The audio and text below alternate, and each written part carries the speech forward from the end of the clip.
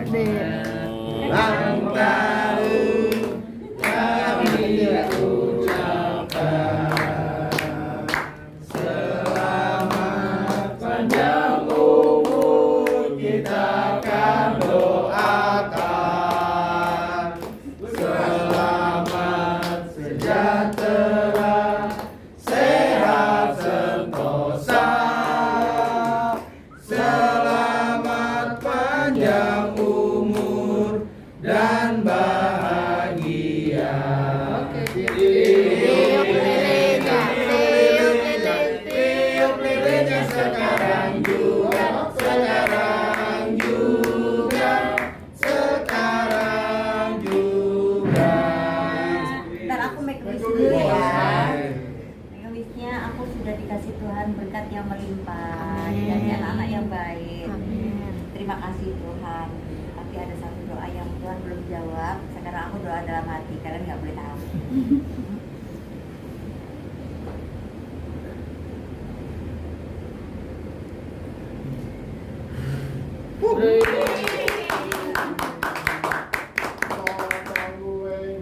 Tumpangnya kok aku ya udah Potong tumpengnya ini pura-pura doang. Gesek ini siapa sih?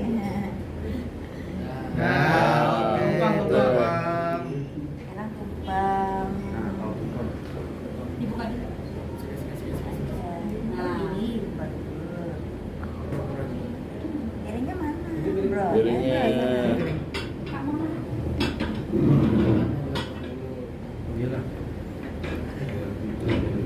Oke, nanti yang lain ambil sendiri kan jepitnya, nggak ada ya. Kita nih.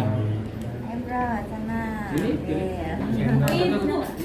Oh, Oh, makasih. Apa ini? Ih, enak ini rawa. Jangan makan banyak-banyak ilmu. Ini telur. Ini apa nih?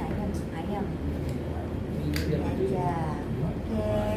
Ini buat aku sendiri ya, biar Iya. tetap jadi kepala selama-lamanya. Amin. Taruh sini dulu.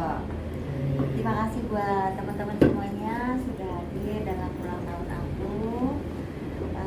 Terima kasih buat doa-doanya. Selalu minta supportnya dan doanya yang terbaik buat aku dan keluargaku. Terima kasih. Jadi usia saya itu udah 50. Ya, sekarang aku buka ya, udah 50. Aku tahun 71. Berarti aku berapa umurnya? 51. Ya. Terima kasih sudah dikasih kesempatan Tuhan sampai umur 51 ternyata saya sehat dan tetap banyak berkat. Memaknai usia 51 gimana nih Kak Uci? Sorry. Memaknai usia sekarang. Memaknai usia sekarang itu sih saya lebih enjoy, lebih santai, lebih ke menikmati hidup dan kepingin lebih memperhatikan anak-anak, lebih dekat sama anak-anak karena kan kemarin itu pada waktu saya masih meniti karir dari nol, kedua anak saya ini jarang saya tunggu di rumah karena selalu berangkat pagi, pulang malam, nggak ketemu sampai yang kecil itu umur SMP kali ya. Itu nggak pernah ketemu gitu loh, jarang. Tapi selalu di keluarga aku selalu itu kalau hari Minggu kita itu selalu berkumpul dan pergi ke gereja gitu ya. Setelah pulang gereja kita selalu makan gitu. Itu momen-momen hari Minggu aja yang bisa kita lakukan gitu. Nah sekarang ini karena dulu saya sebagai mama nggak bisa ngurusin anak dengan baik gitu kan, semua suster, makanya sekarang ini mamanya nebus ke anak-anak, pengennya deket anak-anak. Makanya kemarin itu saya dari Amerika kan 1 bulan baru pulang kemarin, pengen dekat sama anak-anak itu aja sih supaya anak-anak nggak kehilangan kasih sayang dari ibunya gitu.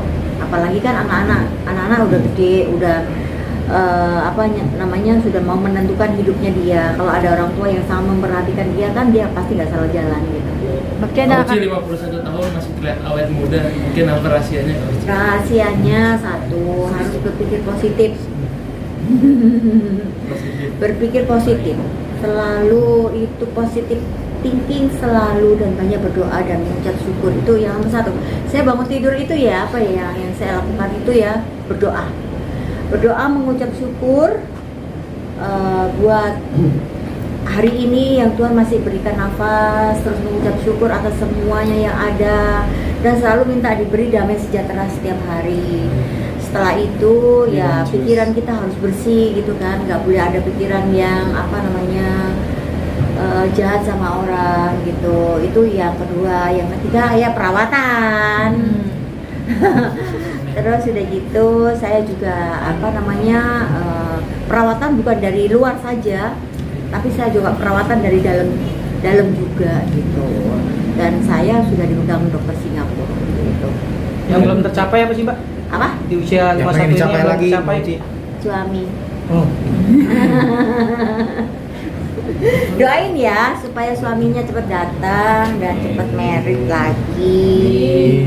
Tapi anak-anak gimana? Suami kalau ada suami baru nanti? Anak-anak malah bilang gini, mami itu berhak bahagia, mami married aja gitu, nggak apa-apa.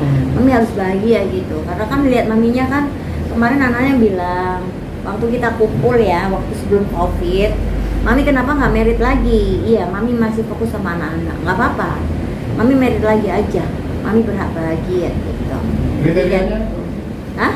Kriterianya ada nggak? Ya aku sih nggak muluk-muluk, nggak nyari orang yang Berondong kali ya, berondong. nggak nyari orang yang harus kaya raya lah, konglomerat lah atau gimana. Saya mau nyari orang yang seperti saya, itu aja sih. Karena kan kalau seperti saya pasti suka gitu loh. Karena kan saya itu minum nggak suka, clubbing nggak suka, terus nggak suka kiri kanan gitu kan. Udah gitu cinta agama juga, cinta anak-anak, bisa kerja juga, pokoknya kayak saya lah gitu aja, cukup lah. Karena kan saya nggak kepingin jadi konglomerat yang uangnya sampai bingung taruh mana. Yang penting cukup aja, pas-pasan aja, pas kepingin apa ada, pas kepingin beli apa ada, pas kepingin pergi kemana ada. Itu aja, pas-pasan aja, udah cukup hidup saya. Selama ini udah banyak yang mendekati apa mungkin laki-laki minder sama atau Iya, kebanyakan minder. Kebanyakan minder. Ya gimana lagi? Setiap orang kan kalau dulu masih kecil kan ya, masih muda gitu kan, banyak yang ngejar, banyak pilihan kan pikirannya nggak terlalu panjang gitu kan. Jadi misalnya nggak mikir dia punya duit lah apa, yang penting kita suka, kita cinta, ya udah kita jalan kan gitu. Tapi sekarang bertambahnya umur, apalagi saya sudah berumur gini kan, umur 50 sekian, kayak gitu kan, otomatis pikirannya lebih panjang, kriterianya lebih tinggi kan.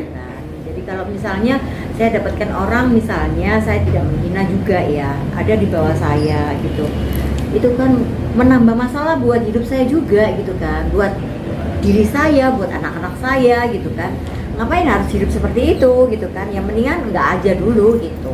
Kalau nggak ketemu orang kayak saya, yang jangan dulu deh, jangan, daripada masalah nanti kita cekcok terus akhirnya ada perceraian lagi, nggak bagus. Saya pengen kali ini kalau emang Tuhan pertemukan saya orang yang seperti saya, yaitu jodoh saya untuk yang selama-lamanya sampai saya kembali gitu. Oke, Bu Uci, ini kan mau menjelang Natal. Mbak Uci sendiri rilis single ya, Pak? Yes. Mungkin bisa diceritakan, Mbak, singlenya seperti apa, Bu? Jadi kemarin itu aku vakum 1 tahun kan nggak nyanyi kan, karena kan ada kasus yang kemarin, kasus hukum itu. Jadi saya break, saya merasa saya nggak layak gitu loh untuk nyanyi, apalagi kan saya nyanyi lagunya kan religi kan ya. Jadi kalau ada kasus seperti itu saya tetap nyanyi, saya merasa nggak layak sendiri gitu. Karena saya sekarang, kenapa saya sudah mau bernyanyi lagi gitu kan, saya merasa kasus saya ini kan sudah bukan hak saya lagi, bukan di tangan saya lagi, sudah di tangannya yang berwajib. Saya merasa ya udahlah, saya harus berkarir lagi, nyanyi lagi, dan saya merasa sudah yang kemarin saya lupakan semuanya. Dan saya merasa kemarin tuh kenapa kok saya nggak nyanyi gitu, karena saya memang shock dan saya tertekan, saya down. Gimana nggak down ya, saya dihina-hinanya kayak gitu, dihina katanya saya nenek-nenek lah, keriput lah, padahal nggak ada yang keriput kan, muka saya masih kencang. Dibilang nenek-nenek, bawa tanah, udah waktunya berdoa aja. Ya kan tahu sendiri kalau ngomong kan begitu Mbak MJ-nya itu. Terus udah gitu kan saya merasa down, ya udahlah nggak nyanyi. Tapi kembali lagi kan semua itu sudah lewat itu semua, saya bernyanyi. Dan di lagu ini saya tulis sendiri dengan perjalanan hidup saya selama 1 tahun itu. Judulnya apa? Berjalan bersamamu. Berjalan bersama. Iya, jadi supaya berjalan bersama Tuhan itu ada kekuatan. Kenapa sih lebih tertarik ke lagu-lagu rohani? Tertariknya Ya. ya. Kenapa tertarik lagu rohani? Gini, dari dulu itu sebenarnya saya pengen, itu cita-citanya juga kepingin, ini cita-cita dulu ya waktu saya masih mengawali hidup, mengawali bekerja dari nol. Pada waktu itu kan saya sering dihina sama orang kan, jadi orang miskin itu kan nggak enak ya. Bukan miskin saya dulu, saya nggak bisa kerja. Saya dulu seorang ibu rumah tangga, taunya shopping begitu. Ada perceraian, saya nggak bisa kerja gitu kan.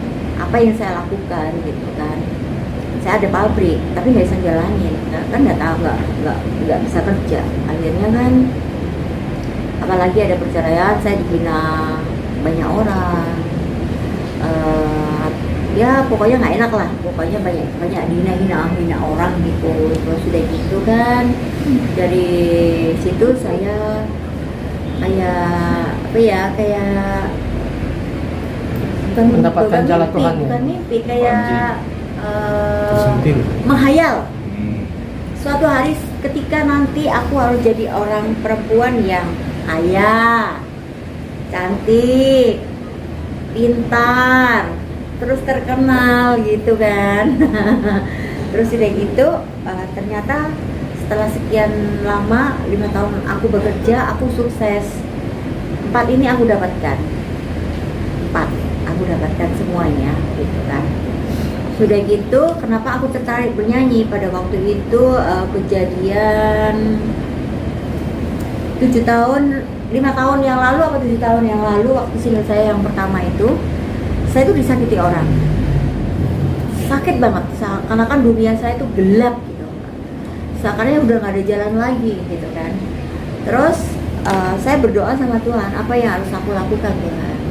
Seperti ada suatu bisikan gitu, dia bilang nyanyi gitu, nyanyi, nggak mungkin dong gitu, udah seusia gitu kan ya.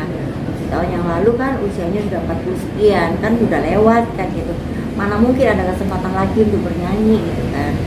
Terus akhirnya nyanyi, oh ya udah nyanyi. Akhirnya saya panggil manajer untuk bantu semuanya, untuk nyari guru lesnya juga, coachnya juga, untuk nyari lagu-lagunya juga. Akhirnya timbullah lagu pertama aku itu nyanyi. Akhirnya aku nyanyi. Setelah aku nyanyi itu ternyata aku dipakai sama Tuhan gitu loh. Terus aku bisa pelayanan di mana-mana dengan aku nyanyi, memberikan kesaksian hidup. Jadi kesaksian hidup yang pernah aku alami selama ini itu aku share ke orang-orang sambil aku bernyanyi gitu. Karena itu pengalaman yang pahit, akhirnya aku menjadi seorang penyanyi. Nah kalau untuk yang sekarang berjalan bersama ini karya ciptaan siapa? Saya. Dan seperti apa mungkin ide-ide yang didapat? Ide-ide yang didapat kan kemarin itu kan banyak masalah ya dalam hidup saya ya, masalah hukum, masalah kayak Dina gitu kan. Saya merasa itu tertekan, merasa itu kayaknya nggak ada jalan, kayaknya itu setiap hari sedih, setiap hari gimana. Saya tuangkan di lagu. Kebanyakan lagu saya itu saya yang tulis. Jadi kalau saya berjalan bersama Tuhan, pasti kuat. Intinya seperti itu. Berapa lama Mbak pembuatan proses lagu yang ini? Kemarin tuh belajarnya 1 minggu, nulisnya yang agak lama. Belajarnya 1 minggu doang. Gitu. Jadi situ akhirnya aku dilihat dong YouTube-nya. Pasti udah ada di YouTube dan di Spotify ya Mbak ya? Semua ada, semua platform ada, semua platform ada. Ada ya. Tapi liriknya yang mengena kira-kira apa tuh?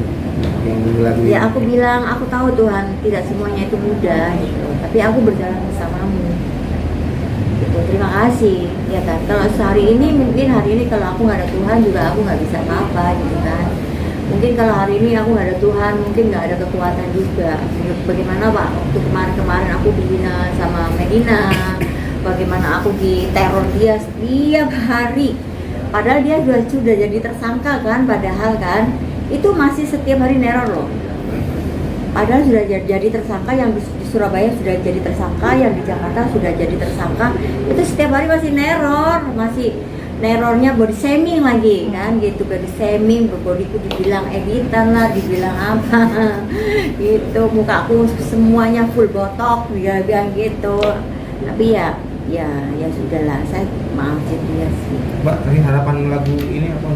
Lagu ini Mbak? Harapan lagu ini kan supaya aku setiap lagu selalu pengen membuat orang itu diberkati oleh lagu-lagu aku.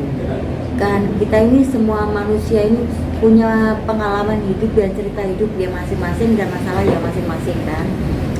Karena kenapa saya bernyanyi? Karena dalam nyanyian itu kan ada suatu kekuatan yang sungguh sangat dahsyat gitu. Kadang-kadang kalau saya setiap hari sebelum tidur saya selalu berdoa.